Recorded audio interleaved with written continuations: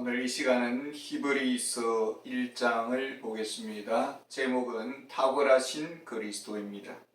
1절, 2절을 읽겠습니다. 옛적의 선지자들을 통하여 여러 부분과 여러 모양으로 우리 조상들에게 말씀하신 하나님이 이 모든 날 마지막 날에는 아들을 통하여 우리에게 말씀하셨으니 이 아들을 만유의 상속자로 세우시고 또 그로 말미암아 모든 세계를 지으셨느니라. 히브리서는 신학적으로 기독론에 속한다고 볼 수 있겠습니다. 예수 그리스도의 탁월함을 그 주제로 전개되고 있습니다. 히브리서의 저자는 누군지 밝혀지지 않고 있습니다.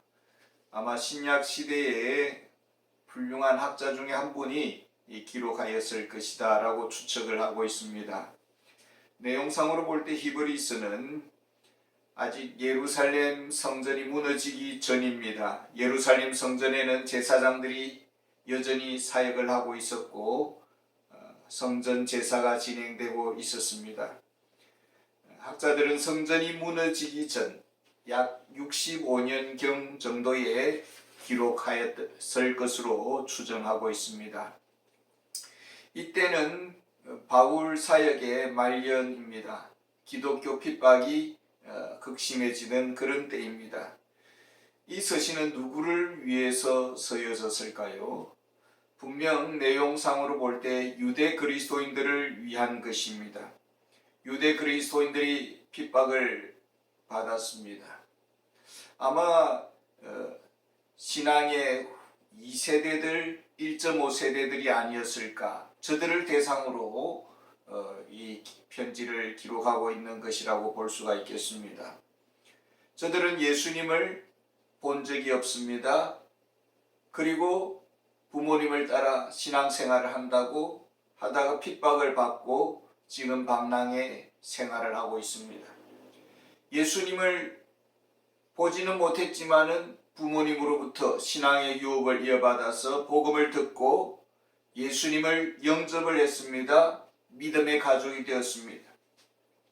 그러나 저들은 유대인으로 살아왔고 또 오랜 세월 동안 성전 제사를 알고 있었습니다.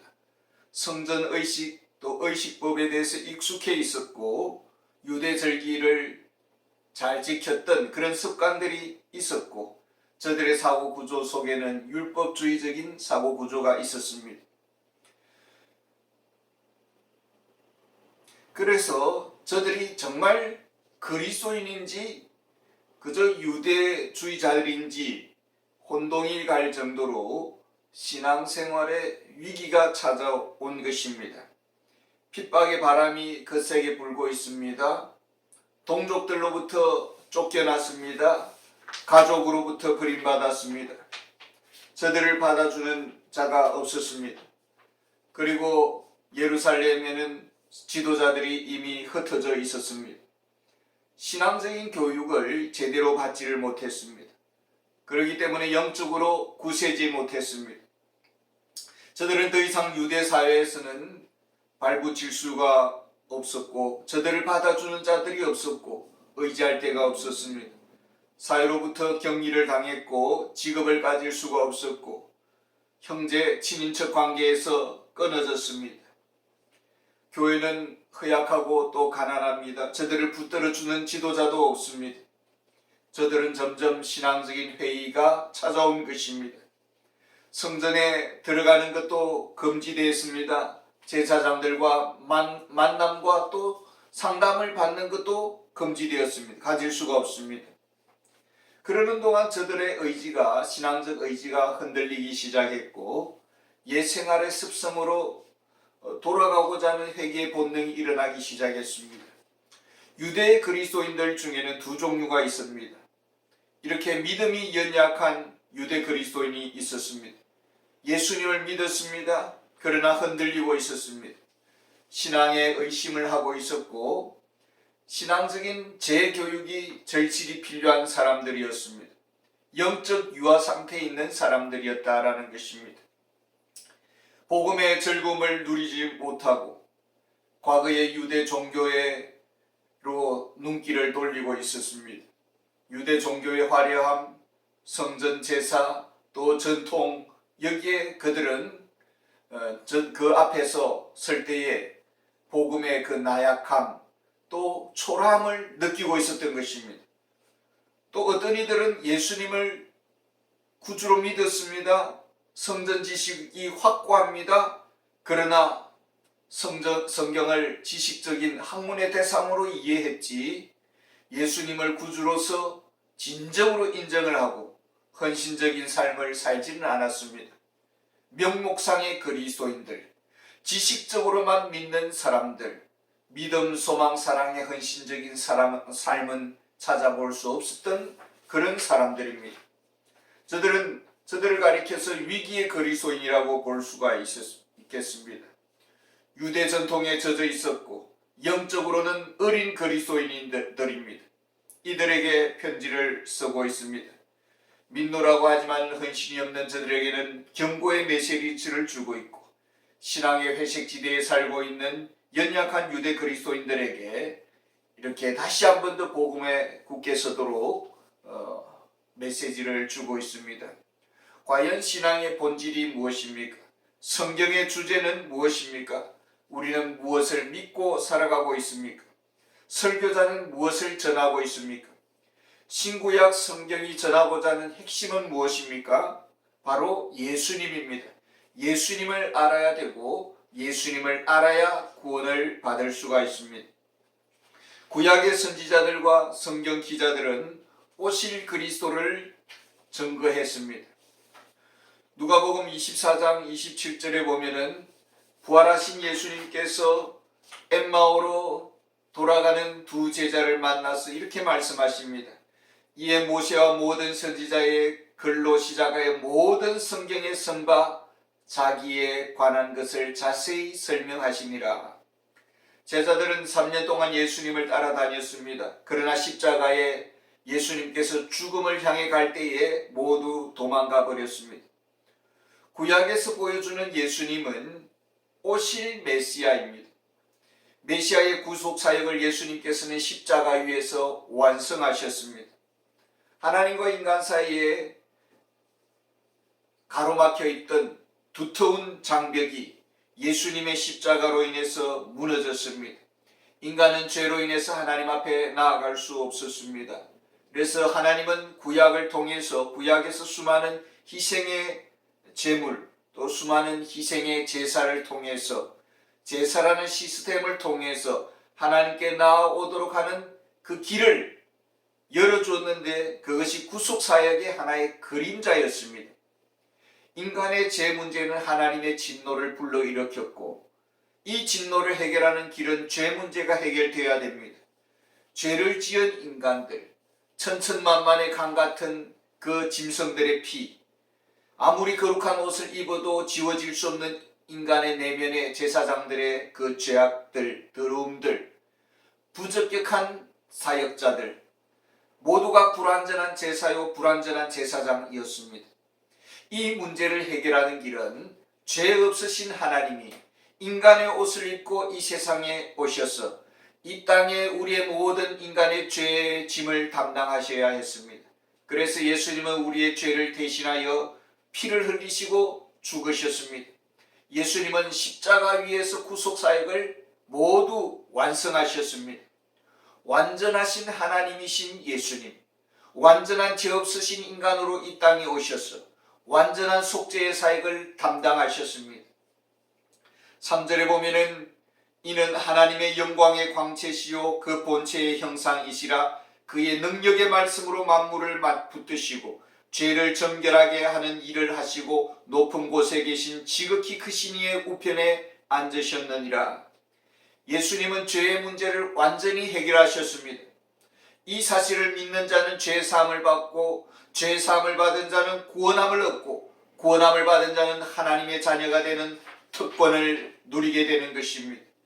14절에 보면 모든 천사들은 섬기는 영으로서 구원받을 상속자들을 위하여 섬기라고 보내심이 아니냐.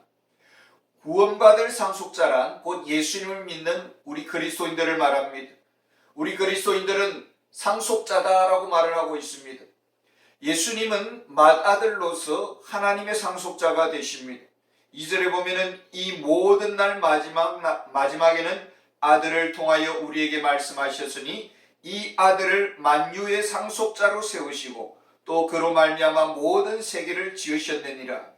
이 아들을 만유의 상속자로 세우시고, 예수님은 맏아들로서 만유의 상속자가 되시고, 우리는 예수님 안에서 함께 공동의 상속자가 되십니다. 로마서 8장 17절에 보면은 자녀이면 또한 상속자 곧 하나님의 상속자요 그리스도와 함께한 상속자니 우리가 그와 함께 영광을 받기 위하여 고난도 함께 받아야 할 것이니라.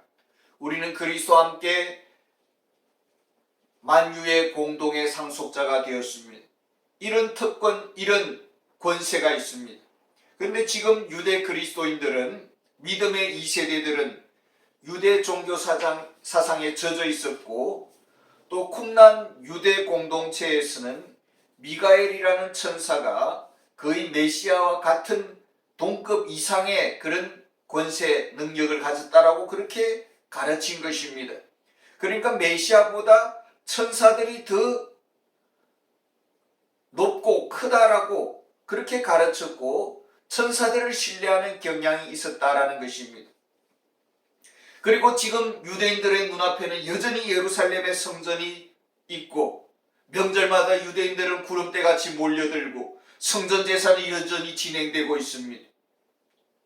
그런데 저들은, 신앙의 2세대들은 지금 성전에 들어가지도 못하고 외톨이가 되었습니다.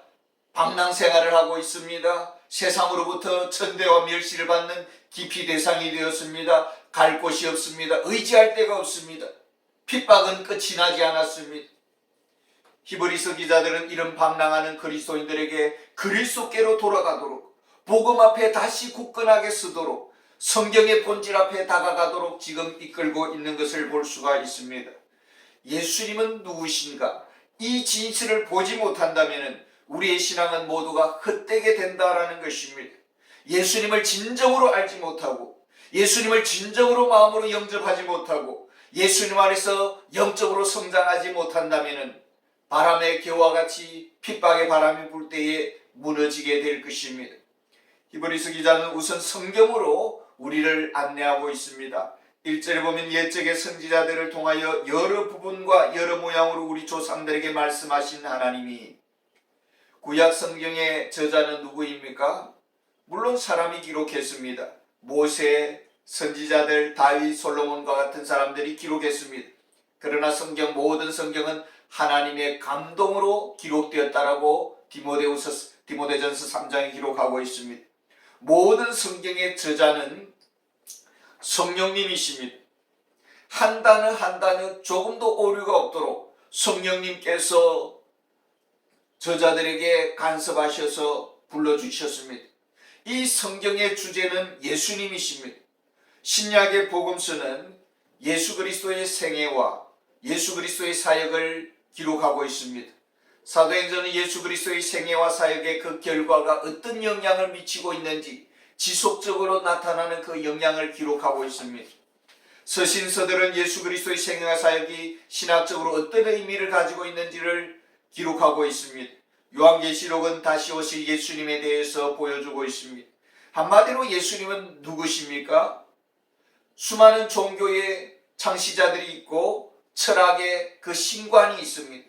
기독교와의 차이가 무엇입니까? 우리 기독교의 창시자는 이 세상으로부터 태어난 인간에 불과한 것이 아니라, 성인군자에 불과한 것이 아니라 위에서부터 온 하나님이시다라는 것을 가르쳐주고 있습니다.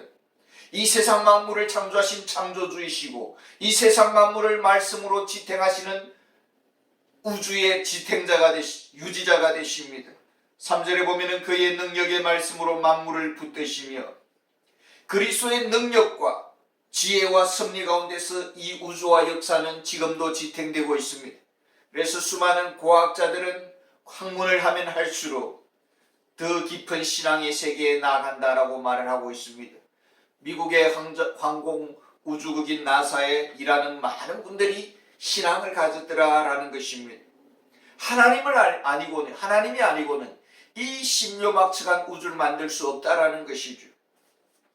우리 예수님의 사역의 핵심은 바로 무엇입니까? 수많은 예루살렘 성전의 그 화려한 제사들이, 제사의 근본 문제는 죄 문제입니다. 예수님은 죄 문제를 해결하기 위해서 오셨고, 예수님 안에서 더 이상 제사를 드릴 필요가 없습니다.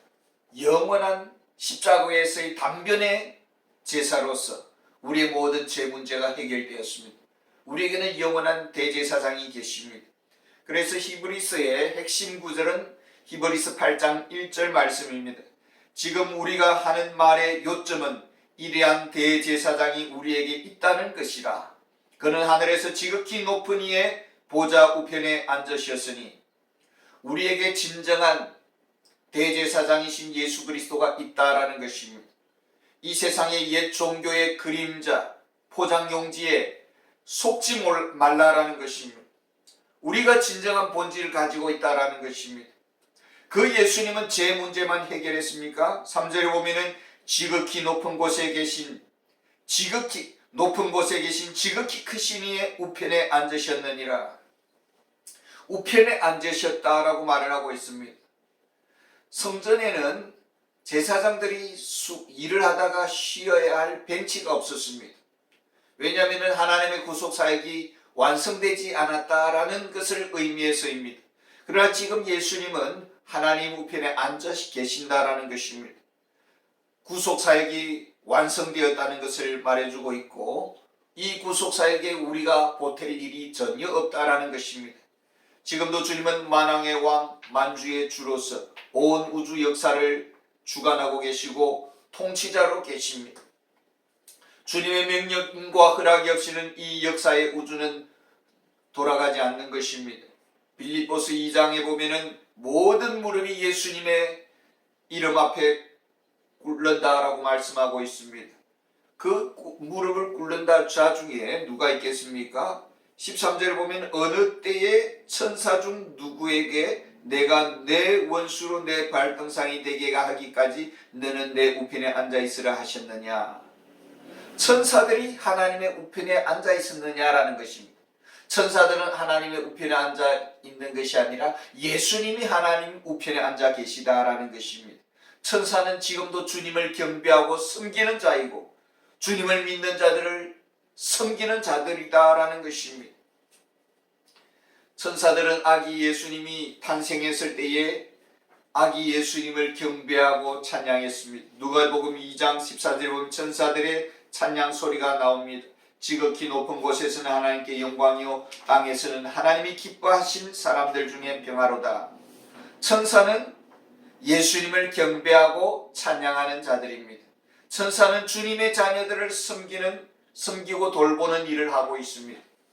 그런데 유대인들의 천사관은 어떠했습니까? 메시아보다도 더 높은 등급에 위치한다라고 그렇게 가르치고 알고 있었습니다. 그래서 저들의 시선이 예수님을 바라보기보다는 천사를 향했다라는 것입니다. 히브리서 기자는 이 문제를 우선적으로 지금 1장에서 다루고 있습니다.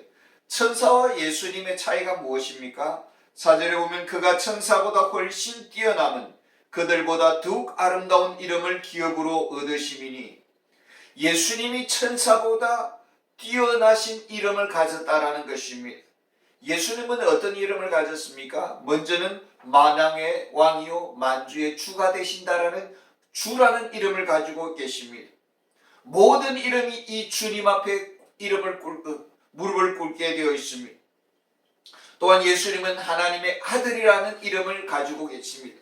5절에 보면 하나님께서 어느 때에 천사 중 누구에게 너는 내 아들이라 오늘 내가 너를 낳았다 하셨으며 또다시 나는 그에게 아버지가 되고 그는 내게 아들이 되리라 하셨느냐. 예수님에게만 너는 내 아들이라고 말했지 천사들에게는 그렇게 내 아들이라고 말한 적이 없다라는 것입니다.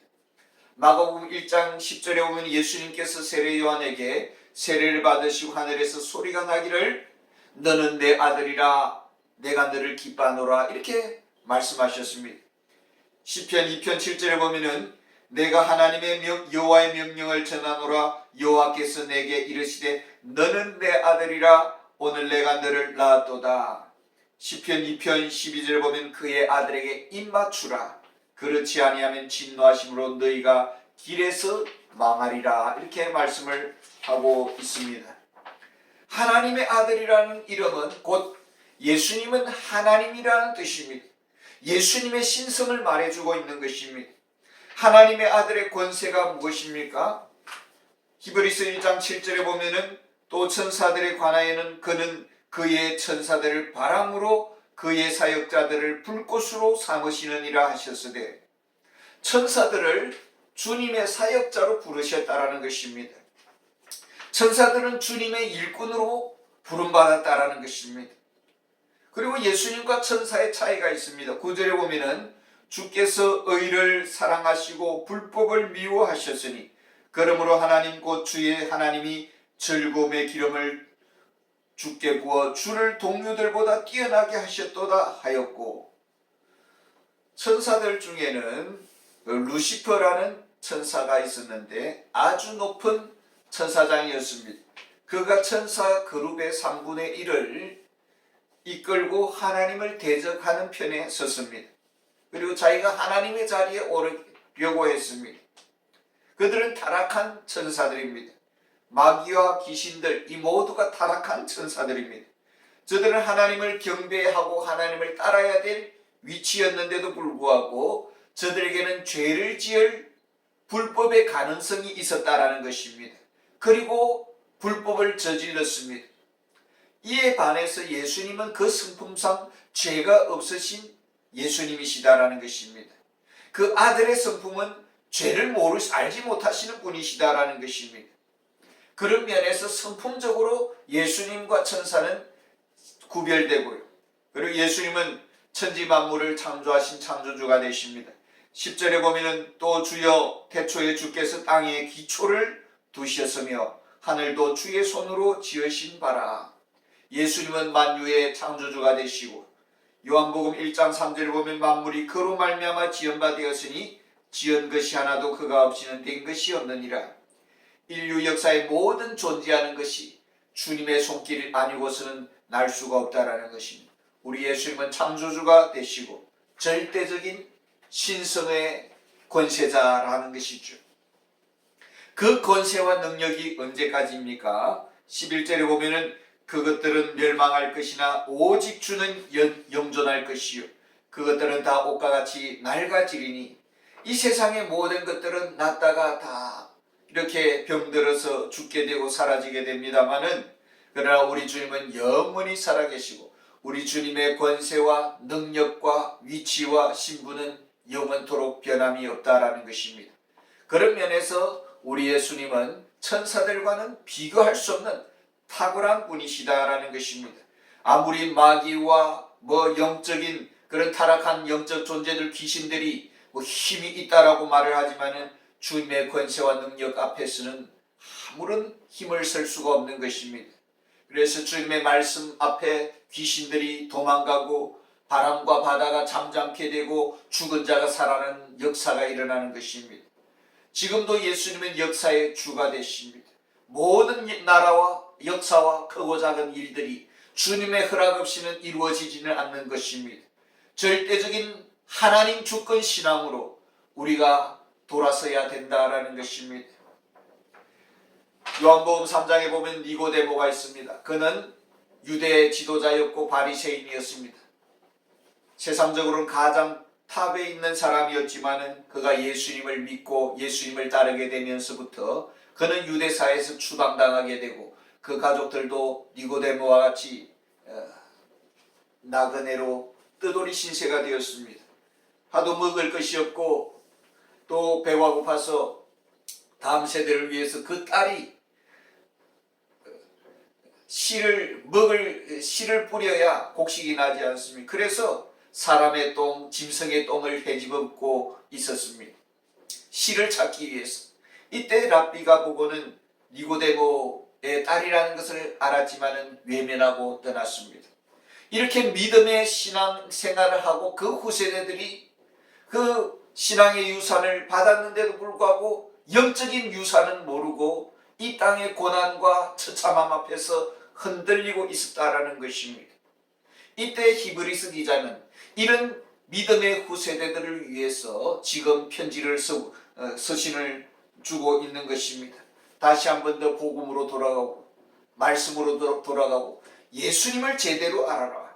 우리 예수님은 지금도 살아계시고 지금도 우리를 보호하고 계시고 지금도 우리를 인도하고 계시고 우리에게는 무한한 하늘의 자원이 지금도 있다라는 것을 우리에게 가르쳐 주고 있습니다.